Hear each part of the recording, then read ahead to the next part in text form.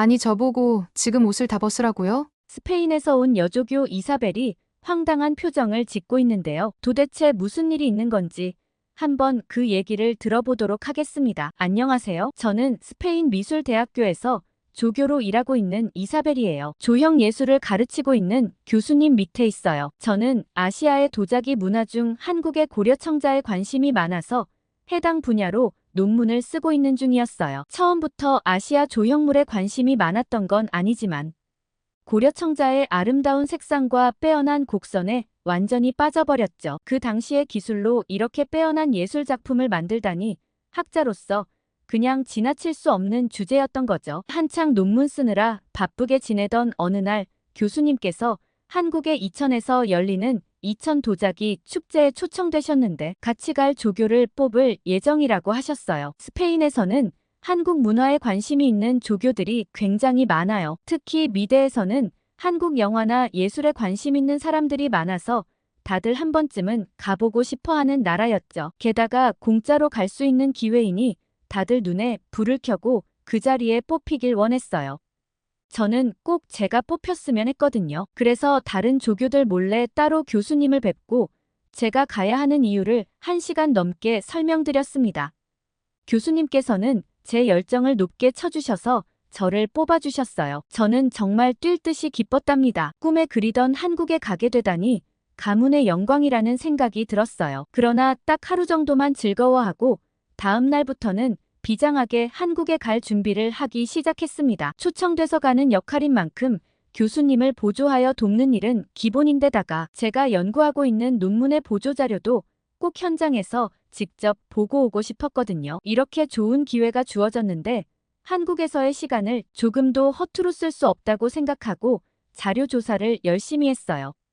그런데 찾아보면 찾아볼수록 한국은 참 다채로운 나라라는 생각이 들었어요. 제가 연구하는 고려청자 말고도 또 다른 체험을 할 수 있겠다는 기대감도 생기고 하고 싶은 것들이 너무 많아 스케줄을 짜기가 힘들 정도였어요. 제가 하고 싶은 걸 다 나열해봤더니 잠을 한숨도 못 자고 돌아다녀도 다 소화할 수 없는 지경이더라고요. 그렇게 한국 여행에 대한 설렘과 기대감을 잔뜩 안고 한국으로 입국했습니다. 공항에 도착하자마자 인천공항의 으리으리한 규모에 압도당했어요. 그래도 미술 전공자로 유럽의 여러 미술관 투어를 하느라 여기저기 방문해본 나라들이 많은데 유럽과 비교해도 빠지지 않는, 아니 오히려 더 깔끔하고 쾌적한 공항인 듯 했어요. 그리고 입국하는 데 있어 군더더기 하나 없이 신속하게 입국 절차가 진행되는 거 아니겠어요? 한국 사람들이 일 처리하는 게 매우 빠르고 효율적이라는 이야기를 많이 들었는데 공항에서부터 초고속으로 진행되어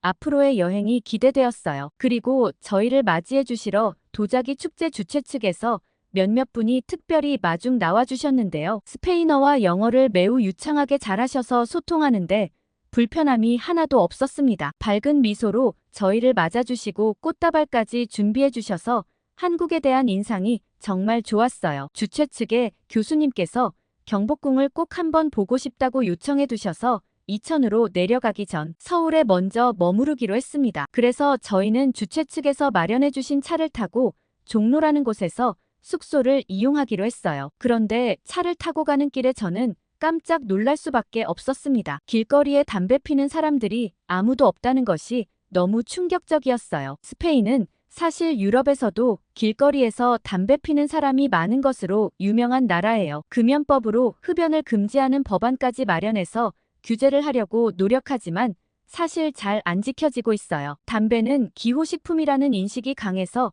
흡연에 대해 부정적인 인식이 크지 않거든요. 그렇지만 저는 담배 연기를 무척이나 싫어해요. 어렸을 때부터 담배 연기에 노출이 많이 되어 있긴 했지만 저는 그게 너무 싫었거든요. 제가 일반 직장이 아니라 연구직으로 직업을 결정하게 된 이유도 담배를 만연하게 피는 회사 문화에 속하기 싫어서인 것도 어느 정도 영향을 미칠 정도로 저는 담배 냄새를 무척 싫어하는 사람이에요. 유럽에서는 기본적으로 남녀 가리지 않고 담배를 피는 인구 자체가 굉장히 많고 그러다 보니 길에서도 담배 연기가 만연해요. 심지어 집안에서도 피고 유모차를 끌고 다니는 아이 엄마들이 피는 경우도 허다하죠. 물론 방 안에서 대놓고 피는 사람은 드물긴 하지만 발코니는 야외라는 생각으로 발코니에서 피는 일은 흔한 일이에요. 그러면 아래 윗집으로 담배 연기가 들어와 불편을 겪는 일이 많지만 다들 어쩔 수 없는 일이라 생각하고 참는 경우가 대부분이죠. 그런데 한국 사람들은 길거리에서 담배를 피는 사람이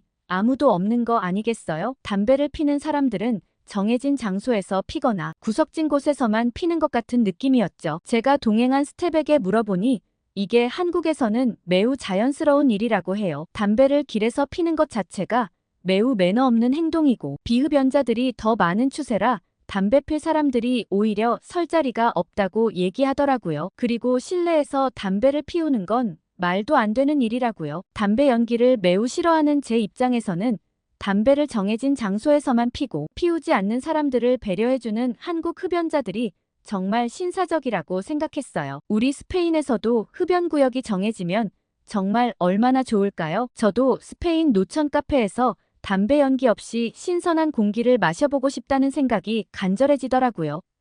그렇게 한국의 뛰어난 시민의식을 느끼면서 호텔 로비로 들어섰어요. 교수님들께서는 한국 주최 측의 높으신 분들과 만나 회의하고 저녁 식사를 하고 오시겠다고 하셨어요. 저는 굳이 불편한 회의 장소에 끼고 싶지 않아 알아서 시간을 보내고 따로 저녁을 먹겠다고 말씀드렸어요.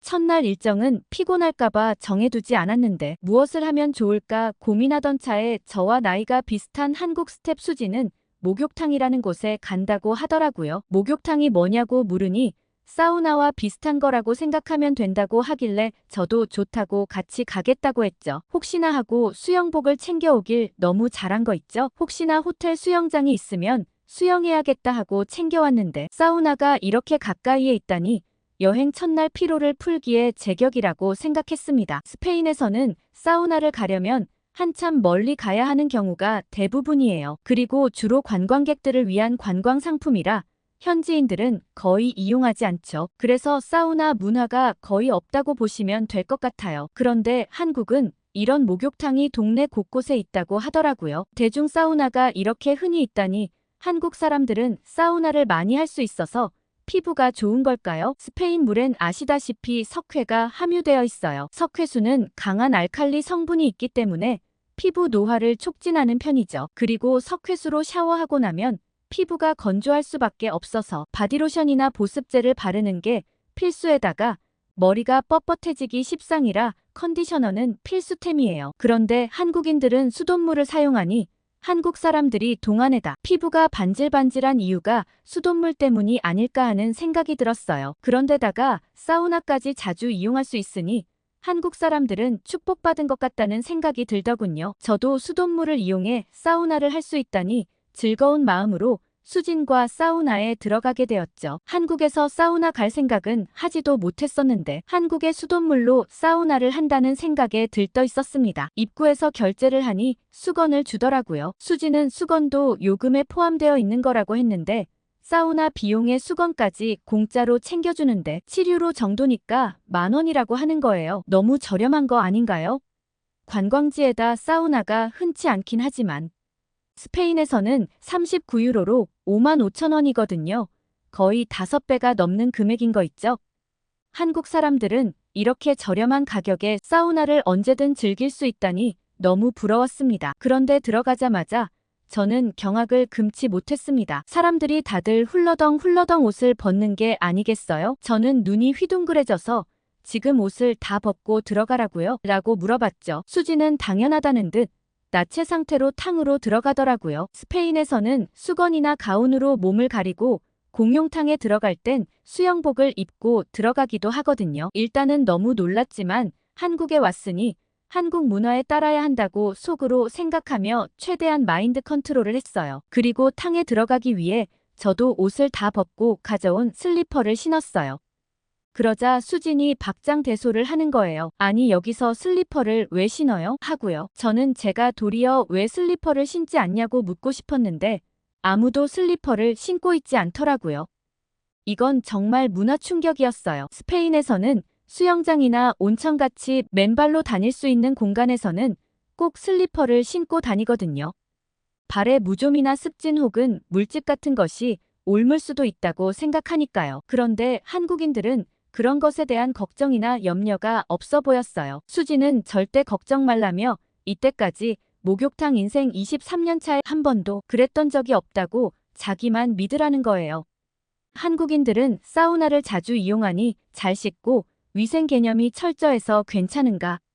갸우뚱해하면서 수진이 괜찮다며 너무 당당하게 말하는 바람에 저도 슬그머니 슬리퍼를 벗고 탕에 들어갔습니다. 처음에는 가리고 목욕하는 게 당연한 일이기 때문에 좀 부끄러운 생각도 들고 어색했지만 오히려 편하고 더 좋더라고요. 조금만 적응하니 저도 마치 여기 오래 살고 있는 사람처럼 자유롭게 활보하고 다녔습니다. 그리고 탕도 종류가 너무 많더라고요. 수진은 냉탕과 온탕을 왔다 갔다 하길래 저도 수진을 따라했죠. 너무 뜨겁고 너무 차가운 탕을 번갈아 들어가는 게 이상하다고 여겨졌지만 혈액순환에 좋다길래 저도 즐거운 마음으로 따라했어요. 또 재밌었던 건 이벤트 탕이었는데 쑥탕이라고 되어 있더라고요. 거기는 큰 그릇에 쑥차를 받아놓은 느낌이었어요. 쑥탕에 들어가니 마치 제가 요리되고 있는 느낌이 들더라고요. 초록초록한 따뜻한 탕에 앉아있으니 색다른 기분이 들었어요. 한국 목욕탕에 따라온 건 정말 재밌는 일이라는 생각을 했죠. 그렇게 한참을 따뜻한 탕에서 앉아 있었습니다. 그런데 수진이 자기는 세신을 받을 건데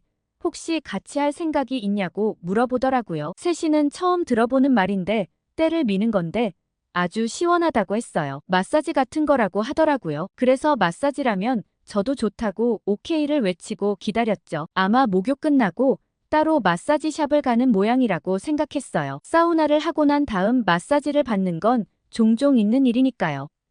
오늘 제대로 피로를 푸는구나 싶었죠. 그런데 수진이 이제 우리 차례라고 저를 끌고 목욕탕 구석으로 가는 거 아니겠어요? 거기에는 베드가 2개 놓여져 있었어요. 저는 경악할 수밖에 없었습니다. 아니 지금 이 상태로 여기 엎드리는 거야? 말도 안 돼. 외쳤죠. 수지는 제 반응이 너무 재밌다며 이거 안 하면 후회할 거라고 아마 다 끝나고 나면 나한테 내일 또 하자고 할 거라면서 자기처럼 엎드리라고 하는 거예요. 맨몸으로 누워있을 생각을 하니 너무 부끄러워 그냥 취소하고 싶었지만 이미 세신해 주시러 오신 분이 도착해 계셔서 수진을 따라 얌전히 누웠습니다. 그러자 저는 5분도 안 돼 꽥 소리를 지르며 뭐 하시는 거냐고 소리를 칠 수밖에 없었어요. 아니 너무 거친 타올로 제 몸을 문지르는 거예요. 그런데 그 타올에서 나온 각질이 믿기지 않았어요. 한국에서는 이걸 때라고 부른다는데 아니 제 몸에 때가 너무 많은 거예요. 내가 이렇게 더러웠다고. 저는 맨날 샤워를 하는데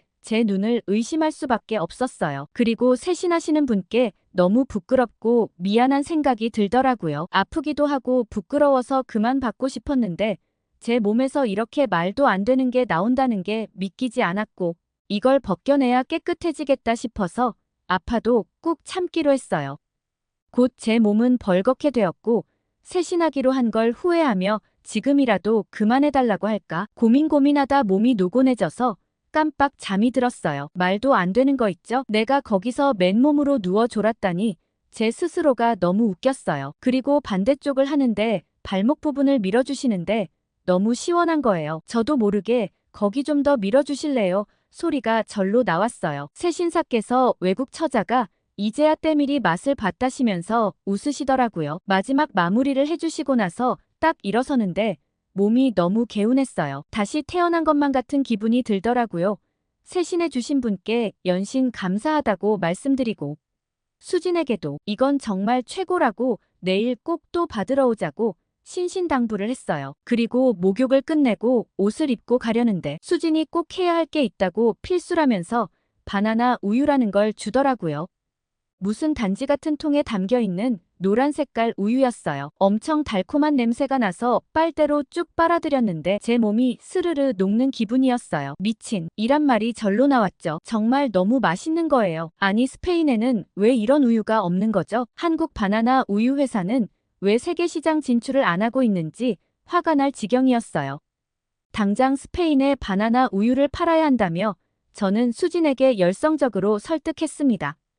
그 자리에서 바로 한 잔 원샷하고 하나를 더 사서 세신해 주신 분께 감사의 의미로 드렸어요. 그분은 아니 뭘 이런 걸 다 주냐고 마음이 너무 고맙다고 하시더라고요. 한국 분들은 본래 이렇게 자신의 일을 성실하게 하시는 걸까요? 아무리 돈을 받고 서비스를 한다지만 열성적으로 최선을 다해 서비스를 해주시는 게 너무 감동적이었어요. 제가 유럽 어디를 가봐도 서비스 마인드가 한국처럼 잘 발달되어 있는 곳은 없는 것 같아요. 유럽은 돈을 받고 일하는데도 일단 자기 자신이 가장 우선이기 때문에 맡은 일만 기계처럼 하면 된다고 생각하거든요. 그런데 한국 분들은 늘 미소를 띠고 있고 서비스를 이용하는 손님이 최대한 편할 수 있게 배려해주는 것 같은 느낌이 강하게 들었는데 아마도 남을 배려하는 마인드를 기본적으로 모두 갖고 있기 때문이 아닐까 하는 생각이 들더라고요. 오히려 한국에서 이런 서비스를 이용할 수 있다는 것 자체가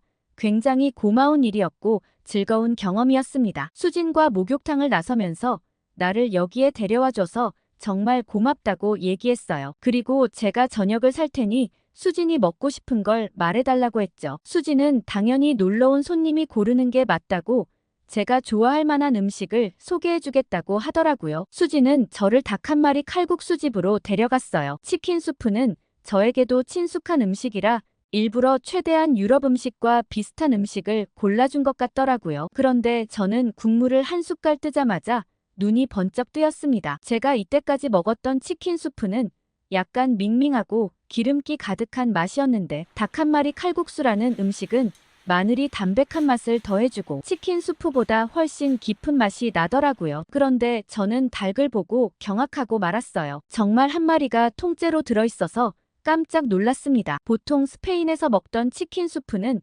국물로 닭 육수를 쓰고 빵과 소고기 등 다른 재료가 들어있는 경우가 많거든요. 그런데 큼지막한 닭 한 마리가 통으로 들어있어 양이 푸짐하고 맛도 좋았어요. 제 입에 너무 잘 맞아서 마지막 국물 한 방울까지 탈탈 털어 먹었습니다. 한국 음식이라고 하면 맵고 짠 음식만 떠올렸는데 이렇게 담백하고 구수한 음식이 있다니 한국 음식은 그 범주가 굉장히 넓은 것 같았어요. 한국 사람들의 입맛이나 취향도 굉장히 고급스럽겠다는 생각이 들었습니다. 아마 한국인들은 유럽에 오면 먹을 만한 음식이 없어서 너무 괴롭지 않을까 싶더라고요. 반대로 저는 처음 먹은 이 음식부터 정말 맛있어서 앞으로 무슨 음식들을 먹을까 잔뜩 기대되는 마음이었어요. 목욕도 했겠다 밥도 든든히 먹고 다시 호텔로 돌아가려는데 아무래도 너무 늦어서 택시를 타야겠다고 생각했어요. 밤늦은 시간이라 호텔이 매우 가깝긴 했지만 여자 둘이서 밤거리를 걸어다니는 건 너무 위험한 일이라는 생각이 들었거든요. 진지하게 수진에게 이렇게 말했죠. 수진, 너무 위험한 시간이 되어버렸어. 우리 택시 타고 들어가자. 라고 했더니 수지는 또다시 빵 터졌습니다. 한국은 지금 시간도 대중교통이 매우 잘 되어 있고 온 거리에 다 불이 환해서 하나도 위험하지 않다고요. 그리고 온 길거리에 CCTV이며 블랙박스가 설치되어 있어서 범죄에 대한 걱정을 할 필요가 없다고 하더라고요. 그러고 보니 주변에 돌아다니는 사람도 굉장히 많았고 편의점이며 음식점 모두 밤 늦게까지 문을 열고 있었어요. 다들 위험하다는 생각은 하나도 하지 않는 것 같더라고요. 이 늦은 시간에 돌아다닐 수 있다니 저는 너무 신기해서 사진을 하나 찍어달라고 하고 엄마에게 보내드렸죠. 엄마께서 당장 전화 오셔서 늦은 시간에 도대체 뭐 하냐고 어서 들어가라고 하시는 거예요. 그래서 웃으면서 한국은 하나도 위험하지 않다고 모두 이 시간에 편안하게 하고 싶은 일을 자유롭게 하고 있다고 말씀드렸어요. 엄마는 영상통화를 하고 나서야 안심하셨죠. 그러더니 한국 밤거리가 활기차고 즐거워 보인다고 재밌게 놀다 오라고 하시더라고요. 저는 배가 부르기도 하고 수진과 함께 밤 산책 겸 호텔까지 걸어갔어요. 그리고 이렇게 치안이 잘 되어 있다니 정말 부럽다는 생각이 들더라고요. 누구든 이 늦게까지 원하는 것을 자유롭게 할 수 있다는 점이 인상 깊었어요. 그리고 저는 다음날 이천으로 가서 도자기 축제 일정도 잘 마무리하고 제가 필요로 했던 고려청자와 관련된 자료도 직접 눈으로 확인하고 다시 스페인으로 돌아왔습니다. 아참 스페인으로 돌아오면서 저는 때미는데 사용했던 이태리 타올을 잔뜩 사왔어요. 그리고 주변에 마구마구 선물하며 이건 필수라며 이태리 타올을 홍보했죠. 이 메일을 쓰고 있는 지금 수진과 함께 갔던 목욕탕에서 때를 밀고 나서 마셨던 시원하고 달콤한 바나나 우유 한 잔이 간절해지네요.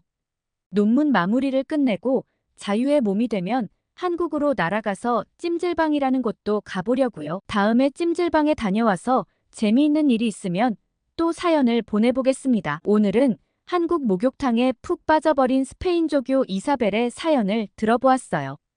댓글로 이사벨에게 찜질방에서 꼭 해야 할 것을 추천해 주시면 좋을 것 같아요. 이사벨의 찜질방 사연이 궁금하시면 구독과 좋아요로 응원해 주세요. 이상 감동 필름이었습니다.